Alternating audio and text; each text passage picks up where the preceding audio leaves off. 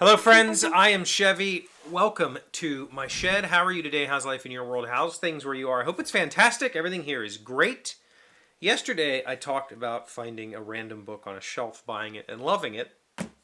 And I mentioned that I don't buy books anymore. I do, but I have an e-reader that I've been using now for over a year. Well, I've had multiple e-readers over the last few years. And I pretty much stopped buying physical books, except for like when I read a book that I enjoy. If I want to own it, I'll buy the physical. So I'll buy the digital book, and then if I like it enough, I'll buy the physical book to put on my shelf, like a keeper version, because I don't really consider digital books to be keepers. They're just whatever. And so I talked about going into a bookstore and finding a book on a bargain shelf and buying it. And his California Chris said something to the effect. Hold on, let me just read his comment. This will just be way easier, and we won't have to deal with my complete nonsense of a brain. He says, other than stumbling across a book in the clearance bin, how do you usually discover new authors? Is it just from browsing shelves? Just curious, as an occasional reader, I typically feel overwhelmed when I go online browsing. I can't do digital. For me, nothing replaces the feel of turning a real page. I'll agree that nothing replaces the feel of turning a real page, but I can say that with the newer devices, I very much enjoy the process of reading digitally, just because, especially with my Scribe, I'm basically carrying a notebook that happens to be an e-reader, and I was usually carrying those two devices. I had a notebook and an e-reader. I don't have to have that anymore. I have a sketch pad, a notebook, e-reader, all in one. And plus, if I finish a book, I don't have to be like, oh, I didn't bring it. If I'm out from the house and I finish a book, I don't have to be like, oh, I didn't bring a spare book. Now what do I do with my life? I have a library with me all the time. I enjoy that. I enjoy the ease of borrowing from digital libraries and reading and returning without having to actually go somewhere. I enjoy a lot about the digital experience. That being said, you're right. Nothing really replaces the feel, the smell, the experience of sitting and reading a physical book. I do enjoy this. I just don't do it much anymore. So how do I find new authors? People tell me about them, generally. That's about it, honestly. I will shop to some degree. I will, go search through a category on Amazon. I will search through blogs. I want to read about this, and I'll try to find books that fit that category.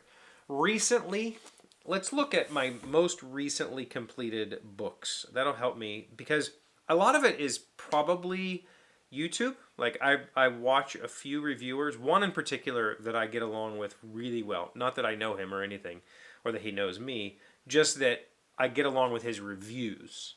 So he reviews a lot, and I feel like we have a pretty common ground when it comes to reading. And so I read a lot of the books he recommends. My most recent books, let's see here. Being in the basement makes this difficult. So obviously The Loop, which I just purchased randomly off of a shelf, that's the book I finished this weekend. I just discovered it. The previous book before that which stands outside, I got from watching the YouTuber I was talking about just now. His name is Criminolly, Criminolly. He's a British guy. He reviews a lot of kind of trashy books, crime books, pulp, horror. And he suggested that Mark Norris was a very well-known British author, and so I looked him up and I got that book. A Clean Kill from Stephen Konkoly. I read that book recently. I think that was one of those. I think it was a promotional email. I think it was. I'm subscribed to a few publishers like Simon & Schuster, Tor. And I checked their promotions, and I think that was one of those like 99-cent promotions, and so I bought it and tried it. The Falling Angels stuff from William Hjortsberg. Again, I think that was Criminolly. I read the 6-book series from, well, they're not really books, a 6-story series from Guillermo del Toro. Yeah, Guillermo del Toro and Chuck Hogan called Falling Down. That was a Prime or something. Somewhere I saw, like, I got to read the first one for free kind of thing. And so I did that, and it was a silly little thing. And so I bought them. And I haven't talked about the series because it kind of sucks. Like, it's just not good. CJ Box, Winter Kill. So I've read 3 or 4 of the Joe Pickett series. I discovered that because I was looking for. Well, first of all, I discovered who CJ Box was not because I went searching for him. I was at Walmart and I saw a gentleman pull the new, I think it's called like 3-inch Teeth or something, the new CJ Box book off the shelf, took a picture of it, told somebody, hey, I found the book. Do you want me to pick it up for you? They've got that new CJ Box book. And I was like, who the hell is CJ? I've never heard of this name. And so I looked at it and was like, oh, put it back on the shelf. Then we went to Colorado, discovered the Rockies, how beautiful that world is. I started looking for books set in that zone. CJ Box.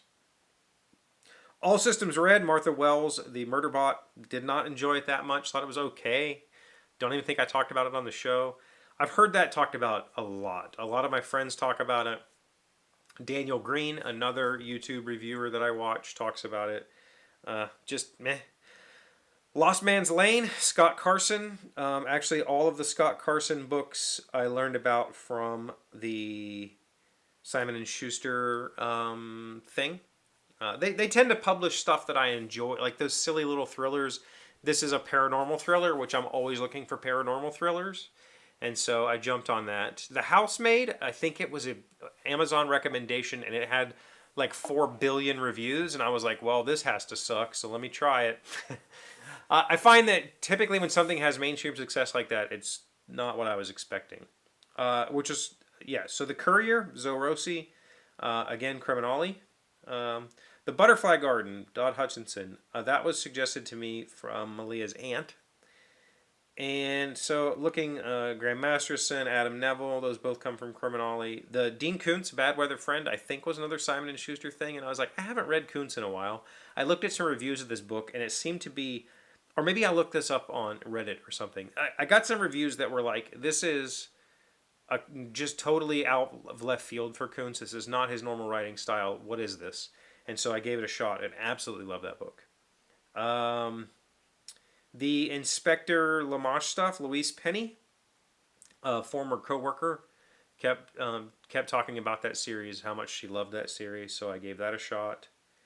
Yeah, I mean, that's Neil Gaiman's American Gods. I mean, that's Neil Gaiman. I've wanted to read him for a while and just never really did outside of the comic books.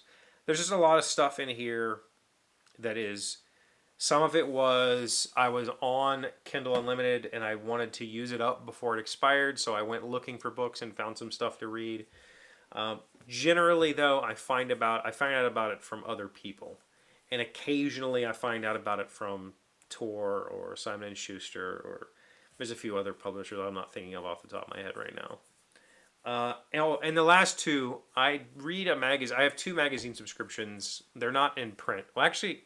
I think one of them could be, but I'm not paying that price. One is called Cosmic Horror Monthly, and the other one is called The Dark. 2 magazines that focus on kind of horror or a darker side of storytelling. And often if I read a story in there that captivates me, I'll go looking for that author and see if they have other published works. And sometimes I have found that they've written books that I've read and subsequently enjoyed. Trying to think of the guy... not the Bird Box guy. Maybe it was actually the Bird Box guy. I don't know. There was one story that I read that was cute and funny, and then I went and read one of his books, and it was just not good. I don't remember who that was, but whatever. That's it. I mean, truthfully, it's generally word of mouth. I'm on a few Discords where we talk about books, and I'll pick books up off of recommendations there. None of these things I check regularly. These are all things that I check, like I'll finish a book and then I'll go look for something to read. I'll pop into a Discord. I'll do a Reddit search or just a general internet search for a type of book I'm looking to read, and I'll just look through a list. I'll often search, I regularly search for like modern Cthulhu, modern horror, like whatever. I'm constantly in the search for like contemporary small town horror. Let's find that. Where's that at? and I will just look books up and add them to my list. I have my Amazon wish list for books. I have 2 wish lists on Amazon. If you want to look at it, there is a link to my main wish. Actually, they're both of them are linked down below. I have a wish list for like tools and guitar stuff and like all the general stuff that I generally want people to buy me for Christmas or whatever, like family. It's not, I mean, if you want to buy something, have at it. Like, I'm not going to tell you not to, but I have a book list, and on my book list is, I don't know, there's 100 books on this list. There's a lot of books on this list. I'm not going to count them. Some of them are paperbacks, or hardbacks, things I've already read, but I want the physical version. Some of them don't come that way. Some of them are just, I would rather have, I like reference books. I like to have the physical versions. A lot of these are digital editions. For instance, like Lost Man's Lane, Scott Carson. I loved that book. I want to own the physical version. I have the digital version, so I put them on here whether I want digital or physical or whatever. And Malia's family loves to look at that list for Christmas. So often, I'll go check that list and see if anything's on sale. And when I find something random internet search, I'll just add it to the list. That's my TBR is my Amazon wish list. So, hope that answers the question. Got any other thoughts, comments, ideas where we can talk about books? Where do you talk about books? Put it in the comments. Thank you for being here as always. Thank you for liking, commenting, subscribing, being amazing friends and wonderful people. I really appreciate you, and I'll see you again tomorrow. Today's word you show sound smart is zenith. It's the noun meaning the highest point attained or the peak. This dead of midnight is the noon of thought, and wisdom mounts her zenith with the stars. Anna Letitia Barbald, an English poet and children's author. Zenith, Zenith. I mean, I can't help but think of Zenith as like the 80s and 90s electronics company that made televisions and record players and CD players and that sort of stuff, right? Are they still around? They were like bargain, right?